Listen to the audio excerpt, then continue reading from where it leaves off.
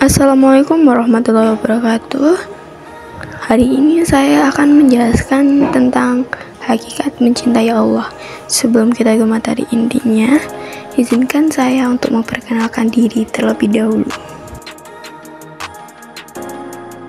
Perkenalkan, nama saya Reisha Nilahani dari 10 PPLG 1.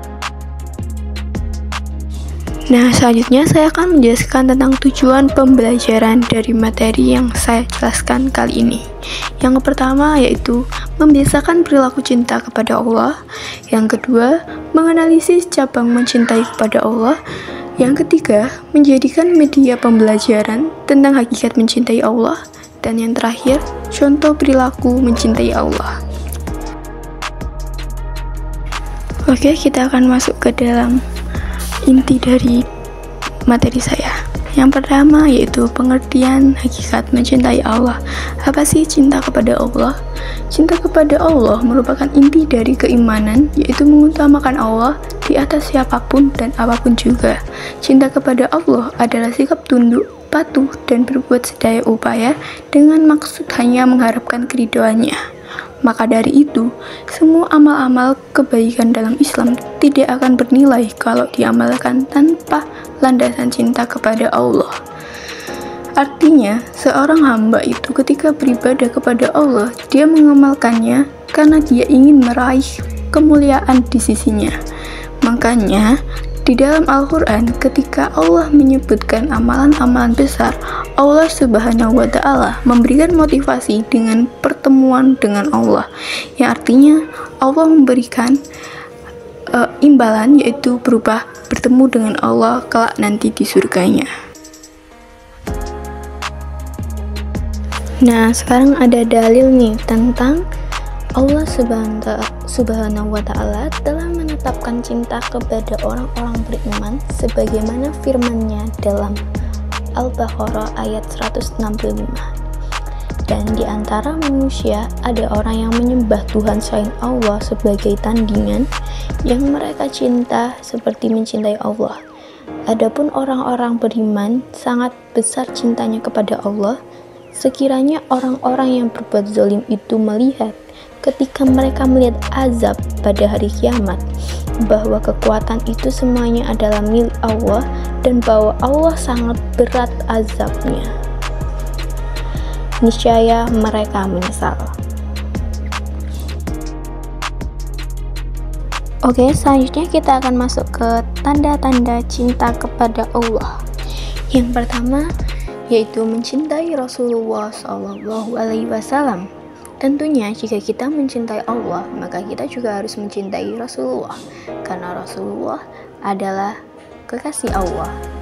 Yang kedua, mencintai Al-Quran. Tentunya jika kita mencintai Allah, kita harus rajin membaca Al-Quran. Yang ketiga, menjauhi perbuatan dosa. Jika kita mencintai Allah, kita harus menghindari segala larangannya dan memperbanyak perbuatan-perbuatan yang dicintai oleh Allah. Yang keempat, mendahulukan perkara yang dicintai oleh Allah yang sudah saya sebutkan sebelumnya tadi. Dan yang terakhir, tak gentar menghadapi hinaan. Jadi kita harus memperbanyak sabar ketika kita dihina oleh seseorang. Bagaimana sih cara meningkatkan cinta kepada Allah? Yang pertama yaitu kita harus bisa memahami dulu betapa besarnya cinta Allah kepada setiap hambanya. Contohnya saja, ketika kita melakukan sebuah dosa, Allah tidak langsung mengazab kita. Allah menunggu kita bertobat, meminta ampun, lalu Allah memaafkan setiap hamba-hambanya yang mau bertobat dengan bersungguh-sungguh. Itulah bukti besarnya cinta Allah kepada setiap hamba-hambanya. Yang kedua yaitu senantiasa membersihkan diri.